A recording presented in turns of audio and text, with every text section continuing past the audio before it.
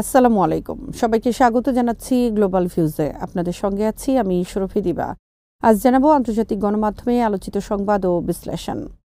ইসরায়েলের ৩টি শহরের গুরুত্বপূর্ণ টার্গেটগুলোতে আবার আঘাত হেনেছে ইয়েমেনের হুথি আনসারুল্লাহ নেতৃত্বাধীন সশস্ত্র বাহিনী।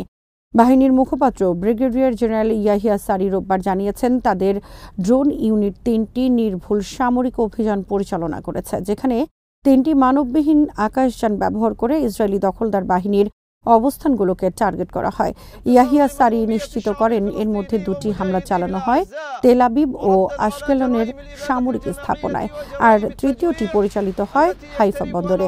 সারি জানান, এই অভিযানের লক্ষ্য ছিল ফিলিস্তিনি জনগণ ও তাদের প্রতিরোধ যোদ্ধাদের সঙ্গে সংহতি প্রকাশ এবং গাজা ইসরায়েলি দখলদার বাহিনীর চলমান গণহত্যা ও গাজাবাসীকে অনাহারে রাখার সরাসরি প্রতিক্রিয়া। তিনি আরও জানান, এই হামলা আল আকসা মসজিদ প্রাঙ্গণে ইসরায়েলি বসতি স্থাপনকারীদের বারবার অনুপ্রবেশ এবং পবিত্র স্থান অপবিত্র করার প্রতিশোধ হিসেবেও চালানো হয়েছে। সারি বলেন, ইয়েমেন এর বিশ্বাসী জনগণ, ইমানদার নেতৃত্ব ও দৃঢ় চেতা সেনাবাহিনী কখনো ফিলিস্তিনি জনগণ, আল আকসা মসজিদ ও গাজাবাসীর প্রতি তাদের ধর্মীয়, নৈতিক ও মানবিক দায়িত্ব পরিত্যাগ করবে না। তিনি সতর্ক করে বলেন, গাজায় চলমান গণহত্যার মুখে নীরব থাকা একটি কলঙ্ক, একটি অভিশাপ যা ইতিহাস জুড়ে একটি জাতিকে তাড়িয়ে বেড়াবে। এমন নিষ্ক্রিয়তার মারাত্মক ফল ভোগ করতে হবে সব দেশ ও জনগণকে।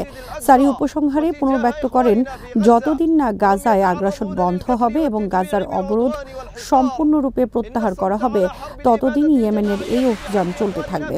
এদিন ইসরায়েলি গণমাধ্যম জানায়, গাজার আশপাশের এলাকায় সাইরেন বাজতে শোনা যায়। ধারণা করা হচ্ছে, ইয়েমেন থেকে কয়েকটি ড্রোন ইসরায়েলি আকাশ সীমায় প্রবেশ করেছে।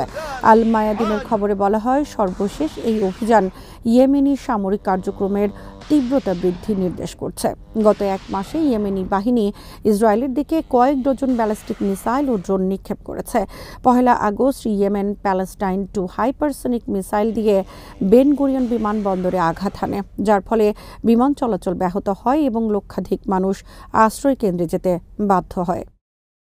হামাসের সামরিক শাখা আল কাসাম ব্রিগেডস আন্তর্জাতিক রেড ক্রস কমিটির সঙ্গে সহযোগিতার প্রস্তুতির কথা জানিয়েছে, যাতে গাজায় আটক ইসরায়েলি বন্দীদের জন্য খাদ্য ও ওষুধ পৌঁছানো যায়। তবে শর্ত হল, অবরুদ্ধ গাজায় মানবিক করিডোর নিরবিচ্ছিন্নভাবে খোলা রাখতে হবে। রোববার এক বিবৃতিতে আল কাসামের মুখপাত্র আবু ওবায়দা জানান, গাজায় আটক ইসরায়েলি বন্দীদের ইচ্ছাকৃতভাবে অনাহারে রাখা হচ্ছে না। তারা হামাসের যোদ্ধা ও গাজাবাসীর মতো একই খাবার পাচ্ছেন। আবু ওবায়দা বলেন, যখন আমাদের জনগণকে অনাহার ও অবরোধে কষ্ট পেতে হচ্ছে, তখন কোনো বন্দী বিশেষ সুবিধা পাবেন না। তিনি আরও জানান, বন্দীদের জন্য সহায়তা পাঠানোর অনুমতি পেতে হলে ইসরায়েলি বিমান হামলা সম্পূর্ণ বন্ধ রাখতে হবে। আল কাসাম ব্রিগেডস গাজায় আটক ইসরায়েলি বন্দী এভিয়াতার ডেভিডের ভিডিও প্রকাশ করার পর এই বিবৃতি প্রকাশিত হয়। ভিডিওতে দেখা যায়, ডেভিড নিজের কবর খনন করছেন, তার হাড় শরীর থেকে বেরিয়ে এসেছে। এই ভিডিওর শিরোনাম ছিল, দখলদার সরকার সিদ্ধান্ত নিয়েছে তাদের অনাহারে মারবে।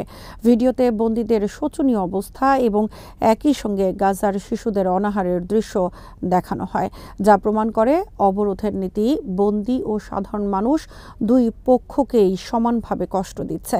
এতে ইসরায়েলের অভ্যন্তরীণ নিরাপত্তা মন্ত্রী ইতামার বেন গাভিরের একটি বক্তব্য যুক্ত করা হয়, যেখানে তিনি বলেন, গাজায় বোমা পাঠানো উচিত। ভিডিওতে ডেভিডকে মারাত্মক দুর্বল অবস্থায় দেখা যায় এবং তিনি ইসরায়েলি সরকারকে অভিযুক্ত করে বলেন, সরকার বন্দীদের প্রতি চরম অবহেলা প্রদর্শন করছে। ভিডিওটি ইসরায়েলের বসতি স্থাপনকারীদের মধ্যে নতুন বিতর্কের জন্ম দিয়েছে। তারা বলছেন, সরকার বন্দীদের মুক্তির জন্য হামাসের সঙ্গে সমঝোতা না করে ব্যর্থ যুদ্ধে লিপ্ত রয়েছে। ডেভিডের পরিবার এক বিবৃতিতে জানায়, মানবিক সহায়তা অবশ্যই গাজার জনগণ ও এভিয়াতারের কাছে সমানভাবে পৌঁছাতে হবে। রোববার ইসরায়েলি বিক্ষোভকারীরা আয়ালুন মহাসড়কে অবরোধ করে গাজায় আটক বন্দীদের দ্রুত মুক্তির ব্যবস্থা করার দাবি জানান।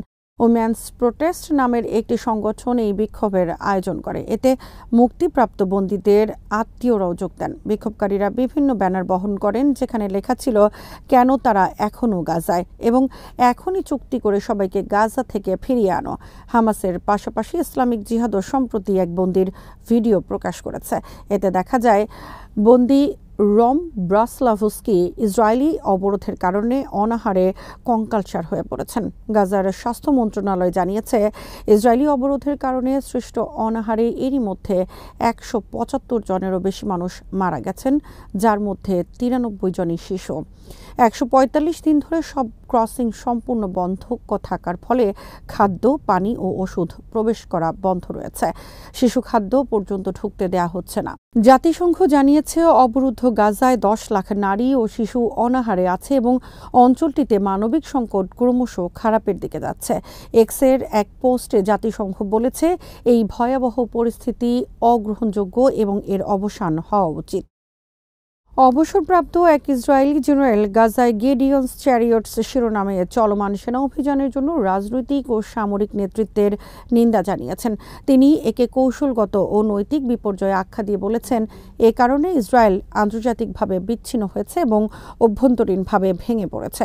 ইসরায়েলের চ্যানেল 12কে দেয়া সাক্ষাৎকারে রিজার্ভ মেজর জেনারেল নোআম চিবন বলেন, গাজায় এই অভিযানের পর ইসরায়েল খুব খারাপ পরিস্থিতিতে পড়েছে, যেখানে প্রায় 50 জন ইসরায়েলি সেনা নিহত হয়েছেন। তিনি গাজার জনগণের বিরুদ্ধে চালানো অনাহার অভিযানের কারণে বিশ্বব্যাপী তীব্র প্রতিক্রিয়ার কথা তুলে ধরেন। কৌশলগত দিক থেকে চিবন বর্তমান সরকারের তীব্র সমালোচনা করে বলেন, তারা মার্কিন প্রেসিডেন্ট ডোনাল্ড ট্রাম্প এবং তার বিশেষ দূত স্টিভ উইটকফের তত্ত্বাবধানে তৈরি বহু ধাপের বন্দি বিনিময় চুক্তি ভেস্তে দিয়েছে। চিবন বলেন, ব্যর্থ নেতানিয়াহু সরকার চুক্তির দ্বিতীয় ধাপ বাতিল করেছে। যেসব কঙ্কালসার বন্দিকে আমরা এখন ভিডিওতে দেখছি, তারা স্বাধীনতা দিবস বা পাস ওভারের মধ্যেই ঘরে ফিরতে পারতেন। তিনি বলেন, তার পরিবর্তে সরকার এক সামরিক অভিযান চালালো যাতে কয়েক ডজন সেনা মারা গেলেন, অথচ বাস্তবে পরিস্থিতি খুব একটা বদলায়নি। টিবনের মতে, এখন ইসরায়েল এক কূটনৈতিক সুনামি ও মারাত্মক আন্তর্জাতিক বিচ্ছিন্নতার মুখে রয়েছে।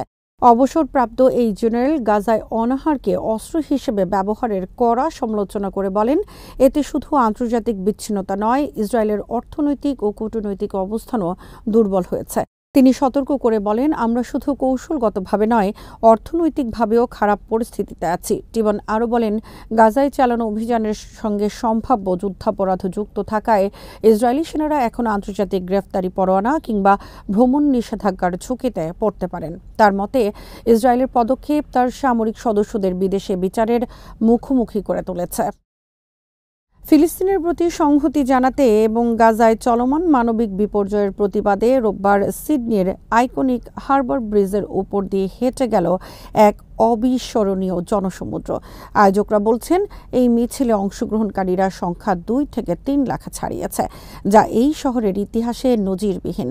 মিছিলের আগে থেকে এক সপ্তাহ ধরে সিডনি জুড়ে বিরাজ করছিল চরম উত্তেজনা। নিউ সাউথ ওয়েলসের পুলিশ প্রশাসন এই মিছিলের অনুমতি দিতে নারাজ ছিল।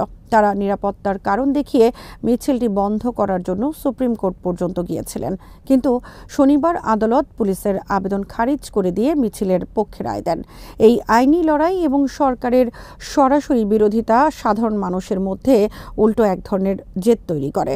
আদালতের রায়ের পর থেকেই সামাজিক মাধ্যমে প্রতিবাদের ঢেউ উঠেছিল। সবাই যেন পণ করেছিলেন সব বাধা উপেক্ষা করে হারবার ব্রিজে তারা যাবেনই।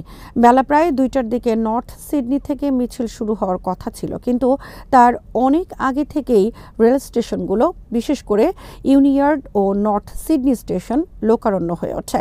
এ সময় ফিলিস্তিনের পতাকা, ব্যানার আর ফেস্টুনে চারপাশ ছেয়ে যায়। কালো, সাদা, সবুজ ও লাল, এই 4 রঙে যেন পুরো শহর ঢেকে গিয়েছিল। বাবা মায়ের হাত ধরে আসা ছোট্ট শিশু থেকে শুরু করে হুইল চেয়ারে বসা বয়োবৃদ্ধ মানুষ, সব বয়স, ধর্ম ও বর্ণের মানুষ এক হয়েছিলেন এক দাবিতে। বৃষ্টি বাড়ার সঙ্গে সঙ্গে মানুষের স্লোগানের জোরও বাড়ছিল। Free free Palestine, stop the genocide, in our million, we are all Palestinians স্লোগানে প্রকম্পিত হচ্ছিল হারবার ব্রিজ ও তার আশপাশের এলাকা। যতদূর চোখ যায় শুধু মানুষ আর মানুষ। মাথার উপর পুলিশের হেলিকপ্টার চক্কর কাটছে, কিন্তু নিচের জনসমুদ্র তাতে নির্বিকার। গত মাসে পুলিশের হাতে চোখে মারাত্মক আঘাত পাওয়া আন্দোলনকর্মী হান্না থমাসও ছিলেন এই প্রতিবাদ মিছিলে। ফিলিস্তিনি পতাকার রঙের একটি আই প্যাচ পরে তিনি মিছিলে যোগ দিয়েছিলেন। এছাড়া বিশ্বখ্যাত অস্ট্রেলীয় সাংবাদিক জুলিয়ান অ্যাশন্স, অস্ট্রেলিয়ার সাবেক পররাষ্ট্রমন্ত্রী ও নিউ সাউথ ওয়েলসের দীর্ঘদিনের সাবেক মুখ্যমন্ত্রী বব কার সহ বহু মানবাধিকার ব্যক্তিত্ব মিছিলে যোগ দেন। পবিত্র আল আকসা মসজিদ পুরোপুরি দখলের হুমকি দিয়েছে ইসরায়েলের প্রতিরক্ষা মন্ত্রী ইসরায়েল কাটজ। এছাড়া জেরুজালেমে পূর্ণ দখলদারিত্ব আরোপ করা হবে বলেও হুমকি দিয়েছেন তিনি। রোববার এক্সে এক পোস্টে কাটজ লেখেন, ইসরায়েলকে ঘৃণাকারীরা আমাদের বিরুদ্ধে বিভিন্ন ব্যবস্থা নেওয়া এবং বিক্ষোভ অব্যাহত রেখেছে এবং আমরা জেরুজালেম, ওয়েস্টার্ন ওয়াল এবং আল আকসা মসজিদে আমাদের পূর্ণ নিয়ন্ত্রণ আরও শক্তিশালী করে যাব। এদিকে ইসরায়েলের নিরাপত্তা মন্ত্রী ইতামার বেন গাভির পবিত্র আল আকসা মসজিদ প্রাঙ্গণে একটি উস্কানিমূলক মিছিল এবং অবৈধ ইহুদি বসতি স্থাপনকারীদের সঙ্গে নিয়ে বড় আকারের অনুপ্রবেশ নেতৃত্ব দিয়েছেন। আল কুদসে অবস্থিত ইসলামী ওয়াকফ বিভাগের তথ্য অনুযায়ী রোববার সকালে অন্তত ২,২০০ অবৈধ বসতি স্থাপনকারী পবিত্র এই স্থানে জোরপূর্বক প্রবেশ করেন। তারা পুলিশের কড়া নিরাপত্তার মধ্যে তালমুদি আচার পালন, গান ও নৃত্য করেন। এই ঘটনা ঘটে ইহুদি শোক দিবস তিশা বিয়াভ উপলক্ষে। এই হামলাকারীদের সঙ্গে ছিলেন ইসরায়েলি ক্ষমতাসীন দল লিকুদ পার্টির এমপি আমিত হালেভি, যিনি বেন গাভিরের সঙ্গে আল আকসা প্রাঙ্গণে প্রবেশ করেন। প্রাঙ্গণের ভেতর থেকে দেয়া এক বিবৃতিতে বেন গাভির দাবি করেন, টেম্পল মাউন্ট ইহুদিদের, আমরা এখানে চিরকাল থাকব। আল আকসায় ইহুদিদের প্রার্থনা নিষিদ্ধ সত্ত্বেও এই কাজ করায় কঠোর নিন্দা জানিয়েছে সৌদি আরব। এক বিবৃতিতে দেশটি বলেছে, আল আকসা মসজিদে ইসরায়েলি দখলদার সরকারের কর্মকর্তাদের বারবার উস্কানিমূলক কর্মকাণ্ডের কঠোর নিন্দা জানাচ্ছে সৌদি আরব। এ ধরনের কর্মকাণ্ড এই অঞ্চলে উত্তেজনা উস্কে দেবে। আজ এখানেই শেষ করছি। সবাই ভালো থাকুন, সুস্থ থাকুন আর দেখতে থাকুন বিডি ভিউজ। চ্যানেলটি ভালো লাগলে সাবস্ক্রাইব করুন। সংযুক্ত থাকুন আমাদের ফেসবুক পেজে। আল্লাহ হাফেজ।